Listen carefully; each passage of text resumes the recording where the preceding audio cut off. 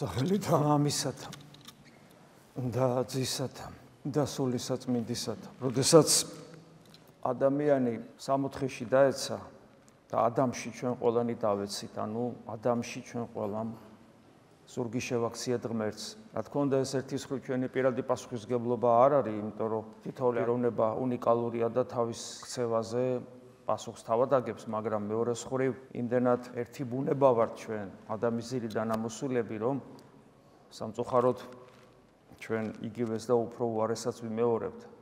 თითქმის უკლებლივ უიშვიათესი გამონაკლისის გარდა, კაცმარო თქვას, ერთ-ერთი ყველაზე უიშვიათესი გამონაკლისი სწორედ ის არის, ვის შობასაც დღეს ვზეიმობთ, ყოვლადწმიდა ღვთისმშობელი, რომელსაც მიუხედავად იმისა, რომ დაცემული ბუნება ქონდა, ანუ ადამიანის მემკვიდრეა, მაგრამ მიუხედავად ამისა, პიროვნულად მას არ შეუცოდავს. შეიძლება ითქვას, რომ ყოვლადწმიდა ღვთისმშობელი არის გმირი ადამიანთა შორის, იმიტომ რომ ვისაც სულიერი ცხოვრების ცოტა მაინც იოტის ოდენა გამოცდილება მაინც აქვს, მან ძალიან კარგად იცის, რას ნიშნავს საკუთარ დაცემულ ბუნებას ბრძოლა მოუგო.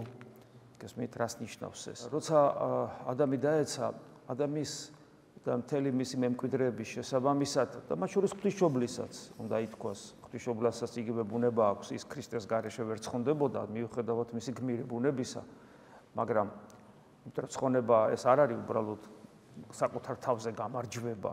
ნახეთ, ცხონება არ არის საკუთარ დაცემულ ბუნებაზე გამარჯვება. ცხონება სხვა რამეა საერთოდ. ეს გუნება მიუწვდომელი რამ არის? ეს არის მადლით ღმერთობა, ეს არის ღვთისშვილობა, ეს არის ყოვლადწმიდა სამების წიაღში დამკვიდრება ძეღმერთის მარჯვნივ. ეს საერთოდ სხვა რაღაცა არის. როცა ჩვენ ვსაუბრობთ ცხონებაზე, არ ვსაუბრობთ რაღაც საჩუქრებზე ღმერთისგან, რომელსაც კარგი ცხოვრების გამო ვიღებთ, არამედ ეს არის საერთოდ სხვა ქმნილება ხდები, სხვა არსება ხდები, სხვა შემოქმედებითი ძალა შემოდის შენში ღმერთისგან. ეს გონება მიუწვდომელი რამე. მაგრამ ჩვენი მხრიდან საჭიროა დიახაც ბრძოლა საკუთარ დაცემულ ბუნებასთან, რითაც ვადასტურებთ, რომ ჩვენის გონება მიუწვდომელი რამ გვინდა, ანუ ცხონება გვინდა. ხო და აი, როდესაც ადამი დაეცა, ადამიანის მდგომარეობა შეუქცევლად გაფუჭდა, ადამიანის მდგომარეობა შეუქცევლად დაზიანდა, ადამიანის მდგომარეობა შეუქცევლად წავიდა განადგურებისაკენ, დაშლისკენ, გახრწნისკენ, მას არაფერი აღარ ეშველებოდა. გესმით, აი ასეთ მდგომარეობაში აღმოჩნდა ადამიანი, მაგრამ მოსე როგორც გვიწერს, მოსე რომელიც წინასწარმეტყველებს წარსულში, ანუ ღვთის გამოცხადებით აღწერს ის სამყაროს შექმნას, ადამიანის შექმნას, ადამიანის დაცემას, ყველაფერს აღწერს, ანუ წინასწარმეტყველება წარსულში, ანუ ის რაც მოსეს არ უნახავს ბუნებრივია, ღმერთი მას აძლევს და ის წერს. და ეს არის გამოცხადება. ამდენი ხანი გავიდა ხო მოსეს მერე, რაც მოსემ ეს ჩაწერა, რომ დედაკაცისაგან შობილი დაამარცხებდა ეშმაკს და გადაარჩენდა ადამიანს. დედაკაცისაგან შობილი. ეს უცნაურად არ უნდა მოგეჩვენოს, რომ დედაკაცი აბა ქალიშობს, აბა კაც ადამიანს თვალიშობს. ბიბლიის ენა ესეთი არ არის. ბიბლიის ენა არის ის, რომ კაცი შობს, აი მაგალითად თუნდაც სახარების, მათეს სახარების ქრისტეს გენეალოგია ან ლუკას სახარებაში როგორ კითხულობთ, ხო? კაცებზე წერია, რომ კაცმა შვა, ხო? აი ეს არის ეს ერთგვარი გენეტიკური ჯაჭვი, ესეთია ბიბლიის ენა, ასე აღწერს ადამიანის გენეტიკურ მემკვიდრეობას. მაგრამ აი ამ შემთხვევაში არის გამონაკლისი, დედაკაცისაგან შობილი. და ეს უკვე რა თქმა უნდა მინიშნება იყო სწორედ ყოვლადწმინდა ქალწულზე. და აი დღეს მისი შობის დღეა, მისი დაბადების დღეა და წარმოიდგინეთ 2000 წლის წინ, დაახლოებით 2000 წლის წინ, სადღაც პროვინციაში, სადღაც უშვილო ცოლ-ქმარს, იოაკიმ და ანას, რომლებსაც აყვედრედან ცოდვილები ხართ, ამიტომ შვილი არ აყავთ, ასე შემდეგ, ეყოლათ პატარა გოგონა. სამყაროს მასშტაბებით აბსოლუტურად შეუმჩნეველი მოვლენაა, ხო სწორია? ეს აბსოლუტურად შეუმჩნეველი მოვლენა. მაგრამ აი ის შეუმჩნეველი მოვლენა გახდა სამყაროს განახლების დასაწყისი. ის შეუმჩნეველი მოვლენა უნდა შევამჩნიოთ დღეს 21 საუკუნეში მყოფმა ქრისტიანებმა, რომ ჩვენ ვცხონდეთ და გადარჩეთ. ის უნდა შევამჩნიოთ. რა მოხდა მაშინ? სამყაროში იბადება ადამიანი, რომელიც განსხვავდება ყველა აქამდე დაბადებული და მომავალში დაიბადება ყველა ადამიანისაგან. ადამიანი არის თავისუფალი. რომ არ დაბადებულიყო ღვთისმშობელი ასეთი ადამიანი, ასეთი ნიჭებით და შესაბამისად ასეთი უნარით საკუთარი თავისუფლების რეალიზებისა ჩვენ დღეს აქ არ ვიდგებოდი, როგორც ქრისტიანები. საერთოდ სამყაროში რა მოხდებოდა კაცმა არ იცის. რატო რა ღმერთი სხვანაირად ვერ გვიხსნიდა? იცით, ჩვენ ხო ღმერთის ნებას რევიზიას ვერ ჩაუტარებ. ღმერთმა გადაწყვიტა ისე გადარჩენა ჩვენი, როგორც გადაგვარჩინა, ანუ ადამიანად მოვიდა. მაგრამ ადამიანად მოვიდა არა ისე რაღაც ჯადოქრულად ღმერთმა დაგვიფაროს, არამედ ქალისგან, დედაკაცისგან იშვა. მაგრამ ეს დედაკაცი არ უნდა ყოფილიყო ბრმა ინსტრუმენტი, ბრმა იარაღი ღმერთის ხელში, არამედ უნდა ყოფილიყო გაცნობიერებული დედა სამყაროს შემოქმედის. ხოლო გაცნობიერებული დედა სამყაროს შემოქმედისა ეს ნიშნავს, რომ შენ უნდა იტვირთო, რომ იყო დედა იმისი, ვინც სამყაროს შექმნა. ადამიანის პატივმოყვარება იმდენად, ადამიანის ბუნება იმდენად დაზიანებულია, რომ რა თუ galaktikების შემოქმედის დედა რო ხარ, ან თუნდაც იოსები აღმზრდელი, ხო? არამედ უბრალოდ კარგი ტანსაცმელი რვაცვია ქალს ან ცოტა გარეგნობით რაღაცას რო წარმოადგენს, უკვე თავში უვარდება. გესმით? რაზეა საერთოდ ლაპარაკი და კაცები უარესები ვარ. გესმით რაზეა საუბარი? ანუ ადამიანის დაცემული ბუნება, რომელიც ატარებს თავის თავში დემონურ აი ამ თვისებას სიამაყისა, რომ ღმერთები იქნებით, მე თუ დამიჯერებთ და დაუჯერეს და ღმერთებივით გახდნენ, კეთილის და ბოროტის ცნობელნი, როგორც მინდა წერილში ვკითხულობთ და ეს დემონური ენერგია, დემონური სულისკვეთება, სიამაყე, რასაც ქვია თავის უამრავი გამოვლენებებით, ყველა ადამიანში დევს.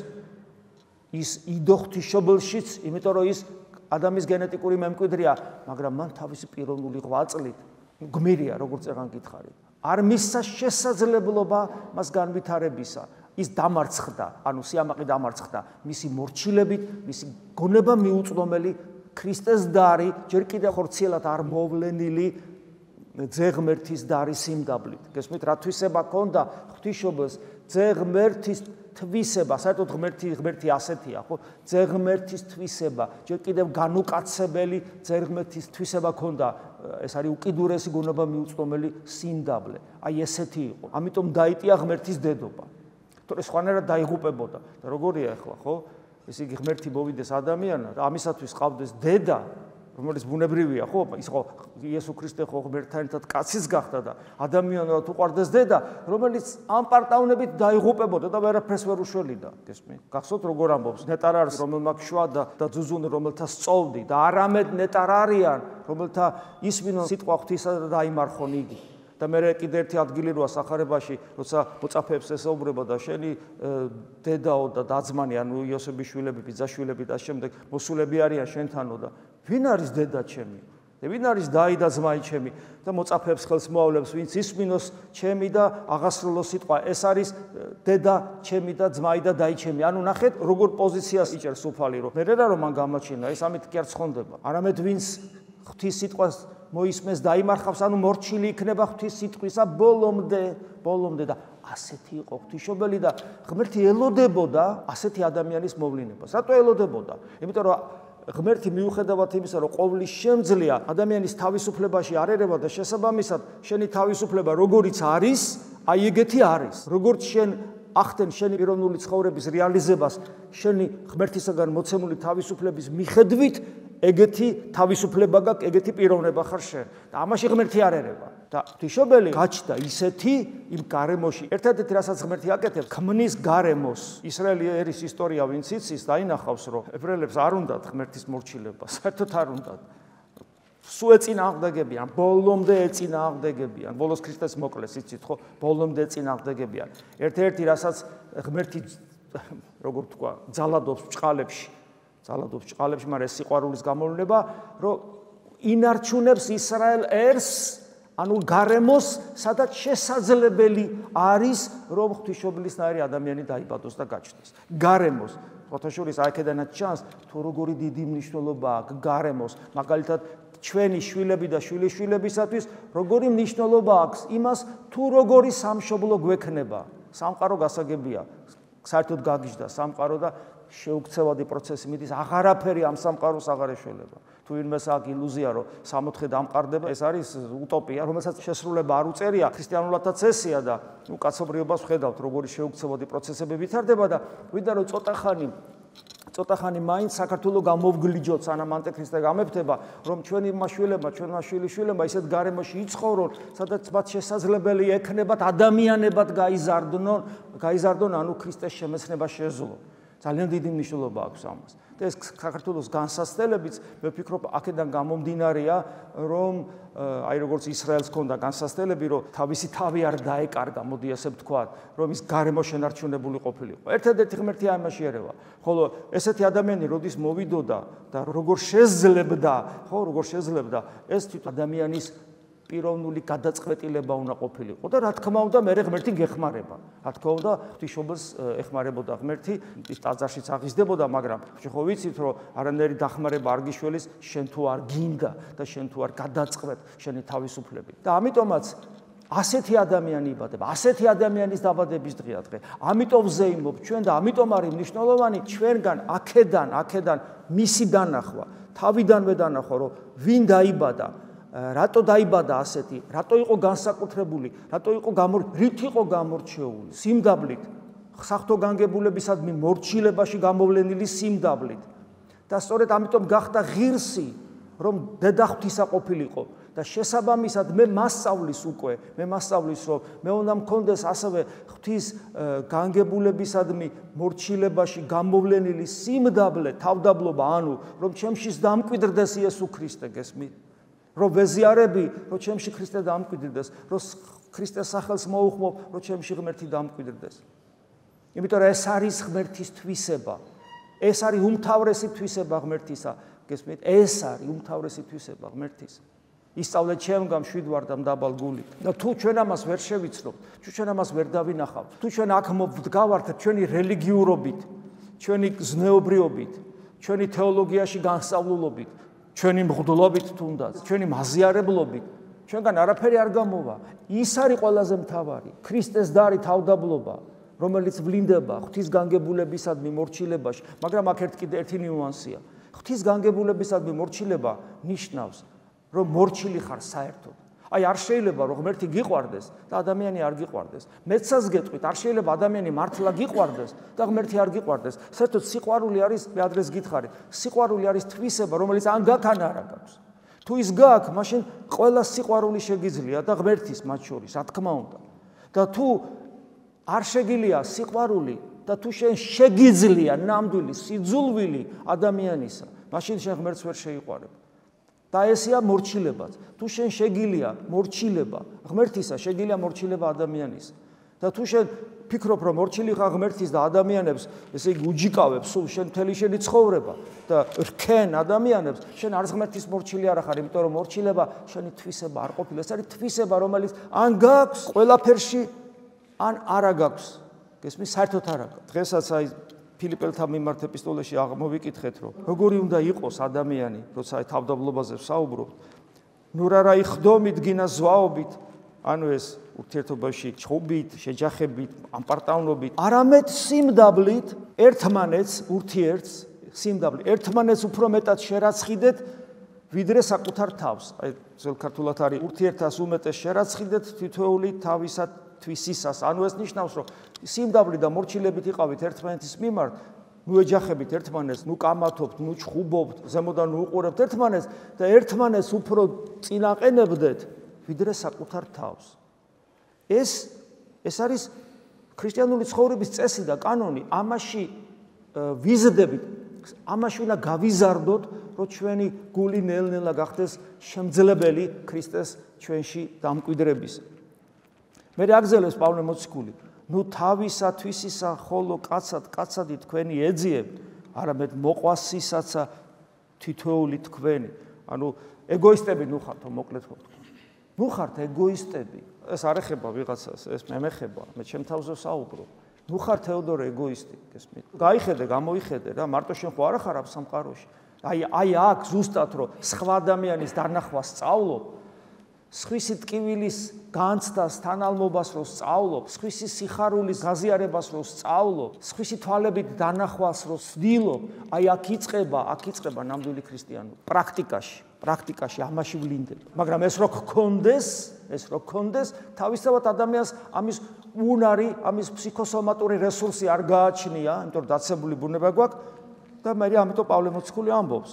რა თქმა უნდა პავლემეს იცის და მეტიც. ეს ზრახვა იზრახებოდეს თქვენ შორის, რომელიცაა იგი ქრისტე იესოს მიერ. ანუ ის ყველაფერი განხორციელდეს, შენ იგივე აზროვნება უნდა გქონდეს, როგორც ქრისტესა.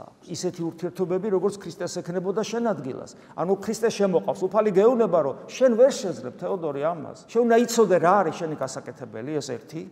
და ხედავდე რომ სადახარ იმისგან რაც მოითხოვება, მაგრამ მეორე მხრივ მარტო ამას ვერ გააკეთებ, იმიტომ რომ ქრისტეს გონება, ჩვენ გონება ქრისტესი გვაქვს, ჩვენი სული ქრისტესი გვაქვს, ჩვენში ქრისტე უნდა ცხოვრობდეს და ასე შემდეგ, ანუ მისტიკა. ესე იგი ზნეობრივი ნორმები ერთი და მეორე მხარე, მისტიკური მხარე, ანუ ღმერთთან კავშირი, რომლის გარეშეც არანაირი ეს ზნეობრივი ნორმები არ შესრულდება. მე გვახსენებს ჩვენ, რომელმან ანუ ქრისტემ როგორია ქრისტე? თავითვისი დაიმდაბლა და ხატიმონისა მიიღო, ღმერთზეა საუბარი, ხატიმონისა, ანუ ჩვენერი გახდა და მსგავს კაცთა იქმნა და ხატით აიპოვა ვითარცა კაცი. ანუ როგორც ადამიანი ისეთი გახდა. მოკლედ, აი ეს არის. ანუ იმგვარად დაიმდაბლა თავი. და ეს სხვათა შორის არის, როცა თქვა სხვა რელიგიის, მონოთეისტური რელიგიის წარმომადგენლები ამბობენ ხოლმე, რომ როგორ შეიძლება, რომ ღმერთი ადამიანი გახდეს და რატო არ შეიძლება?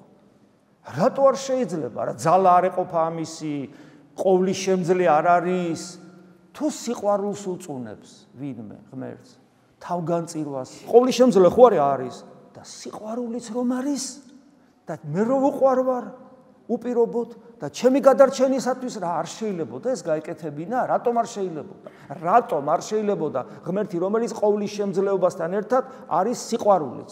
რა თქმა უნდა შეიძლებოდა. ჩვენთვის ძალიან ლოგიკურია ღმერთის განკაცება, იმიტომ რომ გწამს, რომ ღმერთი არის სიყვარული. დაიმდაბლა თავი თვისი და იქმნა იგი მორჩილ ვიდრე სიკვდილამდე, სიკვდილით ამით ჯვრისათა, აქცენტებს აკეთებს, ჯერ ხო დაიმდაბლა, მერე მორჩილი იქნა და სიკვდილამდე და ვინ მოკლა, ჩვენ მოვკალით და როგორი სიკვდილით, ჯვარზე სიკვდილით, ანუ ამაზე უკიდურესი შეურაცხყოფა. ეს რომის იმპერიაა, ხო? ეს არის იმდროინდელი ცივილიზაცია, იმდროინდელი კულტურა, აი რომის იმპერიაში. ჯვარცმაზე უფრო მეტად შეურაცხყოფა ადამიანის არ შეიძლებოდა. შეიძლება დღეს უფრო დახვეწილი რაღაცები აქვს ადამიანის შეურაცხყოფისათვის. მაგრამ მაშინ ჯვარცმაზე უფრო მეტად, აი ადამიანის შეურაცხყოფა თუ გინდოდა, უნდა ჯვარცმით მოგეკლა. ამაზე ქვემოთ აღარაფერი აღარ იყო. აი ეს მოხდა, გესმით? თან ნახე რა საოცრებაა, რომ თავად ქრისტე ამას, აი ამ უკიდურეს დამცირებას ადამიანისას რას უწოდებს? ამაღლებას. როცა მე ამაღლებ, მაშინ მოგიზიდავთ ყველას. ნახეთ, აი როგორ სიყვარული რო სექტანტება რო იციან ხოლმე, რომ როგორ შეიძლება ჯვარზე ქრისტე მოკლეს, თქვენ ჯვარს ეთაყვანებით. წმინდა წერილი რო არიციან, რო არ ესმით. თვითონ ქრისტე რას უწოდებს? ამაღლებას უწოდებს, რომელსაც მოსდევს რა, რომ მოგიზიდავთ ჩემსკენ, გესმით? მოგიზიდავთ და პირველი აი ჯვარცმული ავაზაკი და ქვეყნის ამომგდები 60-ში შეიყვანა. აი ეს ძალა აქვს ქრისტეს უკიდურეს თავდაბლობას, რომელშიც ვლინდება ჩვენ და მის სიყვარული. ამისთვის, აი სწორედ ჯვრის გამო ღმერთმა უმეტესად აღამაღლა ჯვარი, გადაჯვარედებებული ფიცრები კი არ არის ქრისტეს ჩვენ და მის სიყვარულის ნიშანია, გესმით? ჯვარი არის ქრისტეს ადამიანისადმი გონება მიუწვდომელი სიყვარულის ნიშანი. და ამისთვის ღმერთმა აღამაღლა ქრისტეს ღმერთის ადამიანური ბუნება აღამაღლა და მიანიჭა მას სახელი უზეშთაესი, უფროს ყოვლისა სახელთაისა და მე სხვაგან რო ამბობს, რომ რომლის წინაშე მოდრკება ყოველი მუხლი ზეცაში, ქვეყანაზე და ქვესკნელში და ჩვენ ამ სახელის აღმოთქმის უფლება გვაქვს, თან ვალდებულებას, რომ ეს იყოს მოუკლებელი უფალო იესო ქრისტე შემიწყალებ, რომ ამით ვისუნთქოთ, ხო? პავლე მოციქულის გვეუბნება, რომ მოუკლებლი ილოცვიდეთ. მაგრამ ჩვენ ხო თითქოს ეს ვართ. მადლობა ღმერთს, ქრისტიანები არა ვართ, აბარა ეს ვართ. მაგრამ ნახეთ, გალატელთა ერთ ეპისტოლეში დღესაც ვკითხულობთ, ხოლო კეთილარს ბაძვაი კეთილისა მარადის. ეს ყველაფერი ჩვენ მოგვეცა და ჩვენში ეს მუდამ ბადებს მოტივაციას მუდმივად მივბაძოთ ჩვენი პიროვნული არჩევანით იმ ცხოვრების წესს, რომელიც ცხოვრების წესით ღმერთმა მოიტანა. მუდმივად კეთილარს ბაძვა კეთილისათვის მარადის მოუკლებლივ არასოდეს არ ვივიწყებ მუდამ ვცდილობთ რომ ჩვენ თვალწინ იყოს ეს ყველაფერი ჩვენ თვალწინ მუდამ გამოსახული იყოს ჯვარცმული ქრისტე რომელსაც მუდამ ვბაძავ და ამის წინ ვინც შვა ასევე ღვთისმშობელი რომლის თავდაბლობა მუდამ ჩვენ თვალწინ გამოსახული იყოს ეს ძნელია ადამიანი იტყვის ძალიან ძნელია ჯერ მუდამ ჩვენ თვალწინ რო იყოს ესე ძნელია სულ რო გვახსოვდეს ესე ძნელია და მე რო მივბაძო ძნელია რომ მივემსგავსოთ კიდევ უფრო ძნელია და მისტიკურ სიღრმეებში თუ შევალთ რომ იმისათვის რომ მივბაძო და მივემსგავსოთ გული უნდა გაუხსნა და ჩვენში შემოვიდეს ღმერთი ეს კიდევ უფრო ძნელია და ამიტომაც პავლე მოციქული მე მიაბავს შვილნო ჩემო რომელთათვის ყვალად მელმის ვიდრემდე გამოიხატოს ქრისტე თქვენ შორის აქ იგულისხმება სამშობიარო ტკივილები ანუ შობიარე ქალის ტკივილს გავს ადამიანის არსებაში ქრისტეს შობა ანუ ადამიანის ქრისტესადმი მიმსგავსება შობიარობის ტკივილებს რატომ ახალი ადამიანი იბადება ჩვენში იბადება ახალი ადამიანი ვინც ამ ტკივილიან გზას არ გადის ვისაც ხარი ხარალეთ უნდა იყოს ქრისტიანი არაფერი არ გამოვა დიდი ტკივილებით ხვდებით ჩვენ ქრისტიანები. ამის წინასწარ შეგუებას უნდა ხდებოდეს, ცოდნაც უნდა გქონდეს. ოღონ ამ ტკივილს პარალელურად საოცარი სიხარულიც ახლავს, იმიტომ რომ ახალი ადამიანი იბადება, გესმის, შენში შენი ბადები, როგორც ახალი ადამიანი. შესაბამისად, როცა ეს პროცესი შიგნით ხდება და ეს მისტიკური მხარე აღესრულება და შენი პასუხისგებლობით არის კიდევ ეს ძალიან ბევრი რამე, ჩვენ ღმერთის შორს კი არა ყავს საძიებელი. ამიტომაც ივანეს სახარებაში ვკითხულობდი დღეს, არავინ ახთა ზეცად გარნა, რომელი იგი გარდა მოხდა ზეცით, ზეკაცისა, რომელ არ ზეცათა შინა. ღმერთს სადღაც ღრუბლებში არ ვეძებთ, ის და ვერც ავალთ ზეცაში, ღრუბლებში არა ზეცაში, ტრანსცენდენტულ ყოფიერებაში ვერ ავალთ ქრისტეს გარეშე, იმიტომ რომ არავინ ახდა ზეცად გარდა იგი, რომელი გარდა მოხდა ზეცით, ზეკაცისა, ანუ ქრისტეს განკაცება იგულისხმება, რომელიც გარდა მოხდა და თან არის სათაშინა. ანუ ღმერთია, მაგრამ თან შენთან არის. დღეს თქვენ ეზიარებით, მაგრამ თან ზეცაშია. გესმით? ანუ ჩვენ სადღაც შორს კი არ ვეძებთ ღმერთს, არამედ რომელიც გარდა მოხდა და რომელიც ახლა ჩვენში შემოვა ზიარების სახით. ეს ძალიან მნიშვნელოვანია, რომ გახსოვდეს, კომფორტულია, მოდი ასე ვთქვათ, რომ შორს წასვლა არ გვიწევს არსად საკუთარ გულში და ევქარისტიაში ვეძებთ ჩვენ ღმერთთან ერთობას. ხოლო ყოველსა რომელსა რწმენეს, აი ეს ყველაფერი რაზეც არის საუბარი, არ წარწყდება, არ დაიღუპება, არამედ აქ უნდა ცხოვრება საუკუნო, მარადიული სიცოცხლე, გონება მიუწვდომელი ბედნიერება, რომელიც ყველას გველოდება ცოტა ხანში, ძალიან მალე თუ ჩვენ ასე ვიცხოვრებთ. გარდაცვალებისთანავე დაიწყება ეს. რამე თუ ესრეთ შეიყვარა ღმერთმა სოფელი ესე, ვითარმედ ძეთვისი მხოლოდ შობილი მოსამას, რათა ყოველსა რომელსა რწმენეს, იგი არა წარწყმდეს, არამედ აქ უნდა ცხოვრება საუკუნო ღმერთმა ადამიანურ ენაზე. ამაზე მეტად როგორ უნდა გითხრას, რომ მიყვარხარ, რომ ჩემი შვილი შემოგწირე. გესმის, ჩვენ ხო ადამიანები ვართ, ადამიანურ ენაზე მეტყოლებ, ჩვენ სხვა ენა არ გვესმის და ღმერთმა ადამიანურ ენაზე ყველაზე ძვირფასი სიტყვებით, აი ვისაც გამოუცდია შვილი რა არის, ხო და აი მე შენ ისე მიყვარხარ, რომ ჩემ შვილს გაძლევ, გესმის? შემოგწირავ ჩემ შვილს. როგორ უნდა დაგიმტკიცო მე შენ ამაზე მეტად რომ მიყვარხარ. აი ეს სიტყვები ნიშნავს ამას, რომელსაც ჩვენი გაქოვებული გული ვერ იგებს, ვერ აღიქვავს, ვერ განვიცდით. არ ტირი, აი მე ვამბობ ამ სიტყვებს და ცრემლები არ მომდის, იმიტომ რომ გაქოვებული გული მაქვს. არა და უნდა ვტიროდე, როცა ამ სიტყვებს ვამბობ. გალაქტიკების შემოქმედი, მე ვიღაცა თეოდორეს მეუნება, რომ მე შენ ისე მიყვარხარ, რომ ჩემი შვილი შემოგწირე და ვდგავარესე და რაღაცა ბრტყელად ლაპარაკობ. რა დროს ლაპარაკია, უნდა ვტიროდეთ ამ დროს და არ ვტირივართ. გესმით რა შეასახა. აი ჩვენი პრობლემა სად არის? გაქოვებულ გულში. ეს არის დაცემული ბუნების ყველაზე საშინელი გამოვლინება, რომ ადამიანს არაფერი არ შეძრავს რა. არაფერი არ გაფხიზლებს რა. რა უნდა მოხდეს, რაღა უნდა მოხდეს. ეშმაკებს გავართ ჩვენ. გესმით რა შეასახა. რამე თუ არა მოავლინა ღმერთმა ძეთვისი სოფლად, რათა დასაჯო სოფელი, არამედ რათა აცხონო სოფელი მის მიერ და აი ჩემ გულქვაობას კიდე როგორც ცეცხლზე ნავთს ასხავს და მახსენებს, რომ თან იმიტომ კი არ მოვიდა თეოდორე, რომ შენ დაგსაჯოს. არა. არამედ იმიტომ რომ გადაგარჩინოს. გესმის, გადაგარჩინოს. ვაი, ესე იგი ჩემ დასაჯელად არ მოხვედი, მithumetes მე მოკალი. არა, შენ უნდა გადამარჩინო. და მე ჩემი პასუხისგებლობას კვლავ წამოაყენებს პავლე მოციქული, რომელსაც რწმენეს მისი არა დაისაჯოს. რწმენეს. ანუ დავინახე, მივიღე, განვიცადე და ვენდე რწმენა ნდობაში გადასული. აი ეს თუ არ არის, ხო, მაშინ რწმენაც არ არის, ხოლო სადაც რწმენაა, არა დაისაჯოს, ანუ არ დაისაჯოს რაშინსავს, საღვთო განსასჯელი, სასამართლო, გესმის, სასჯელი არ დაედება, გამართლდება, ხოლო რომელს არ არწმენეს, ვისაც არ არწმენეს, რა უყოთ ახლა? უკვე დასჯილია, აი, გესმით, ჩვენ რა დოზითაც არ გვწამს, რა დოზითაც გულქვა ვართ, რა დოზითაც არ ვენდობით, იმ ზომით დასჯილი ვართ. რატო? რას ნიშნავს? აწვე დასჯილია, რატო? რამე თუ არ არწმენა სახელისა მიმართ ძისა ღვთისა, ხოლო ჩობილისა. ჩვენ რომ არ განვიცდით ამას, შესაბამისად განვიცდით სხვა სიცოცხლეს ამ ქვეყნიურს, რომელიც დროებითი წარმავალია თავისი ამაყით, ამპარტავლებით, ეგოიზმით, აქაური სამართლიანობით, მისწრაფებებით, უკვე დასჯილები ვართ, იმიტომ რომ გამოკეტილი ვართ ამ სამყაროში, გესმის? როგორც ნადირს მგელს რომ გამოკეტავ გალიაში და იტანჯება, გამოკეტილები ვართ.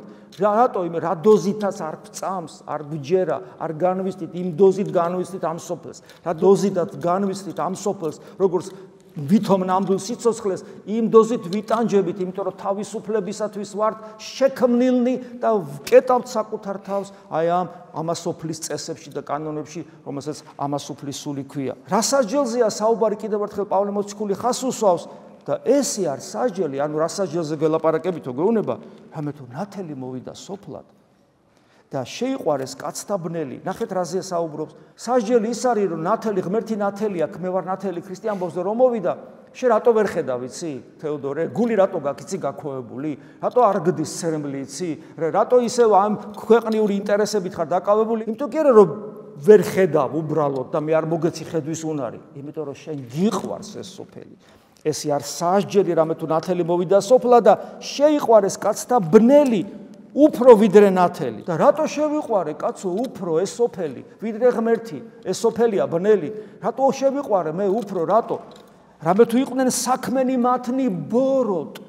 იმიტომ რომ თეოდორე შენი ცხოვრების წესი არ მომწონს ღმერთი მეუბნება. არ მომწონს. ვერ ელევი შენ ეგოიზმს, გესმის, უსიყვარულობას. და ასე შემდეგ ვერ ელევი და ამიტომ ეს ყველაფერი კიდევ ერთხელ ასე გვაზანზარებს, გვაფხიზლებს, კარგი სილის გაწნასავით არის, ცივი წყლის გადასხმასავით არის, რომ გამოფხიზდეთ, რომ დღეს ღვთისმშობლის დაბადების დღეა და ღვთისმშობლის დაბადების დღეს ესე გულარხენად მოვედით, აბა გილოცა ღვთისმშობლის შობის დღეს, დაბადების დღეს, აბა და სინამდვილეში ეს რას ნიშნავს? ეს არის ჩვენი გამოფხიზლების შესაძლებლობა კიდევ ერთხელ, რომ გამოფხიზდეთ და გავიაზროთ, ვინ არის ღვთისმშობელი, რა მოიმოქმედა ღმერთმა, რისთვის მოხდა ეს ყველაფერი. ეს ყველაფერი ჩემამდე, ჩემს გულამდე უნდა ჩამოიღვენთოს, დაიწრიტოს, შემოვიდეს და ეს ყველაფერი მე უნდა გავითავისო და სხვა არსებად, სხვა ქმნილებად გადავიქცე. შეგვეციოს დედა ღვთისა. ეს რა თქმა უნდა ყველაფერი რთულია, მაგრამ შესაძლებელია. იმიტომ არის შესაძლებელი, რომ ჩვენ მარტონი არა ვართ. ქრისტემ დაგვიარსა ეკლესია და ეკლესია გვაძლევს იმის შესაძლებლობას, რომ ჩვენ უღირსნის შემოვიდეთ და მისი სიწმინდით, რომელიც თავია ეკლესიისა, ჩვენ წმინდა გავხდეთ საღვთო მადლით. ამიტომ ეკლესიის გარეთ ვერავინ ცხონდება, ხოლო ეკლესიაში ცხონდება მხოლოდ ის, ვინც ამ ყველაფერს გაითვალისწინებს და ეცდება, რომ ის საკუთარ ცხოვრებად აქციოს. ღმერთმა მოგცეს ჩვენ ამის ძალა და მე იმედი მაქვს, რომ არც ერთი ჩვენგანი ტყუილ უბრალოდ არც ისმენს ამას, არც დგას, არც ეზიარება, არამედ ყველა ჩვენგანში არის მზაობა, რომ ეს ყველაფერი ჩვენ საკუთრებად იქცეს. დედა ღვთისა შეგვეწიოს. ამინ. მადლი უფლისა ჩვენისა იესო ქრისტეს და სიყვარული ღვთისა და მამის და ზიარება სული საწმინდისა იყოს თქვენ ყოველთა თანა. ამინ.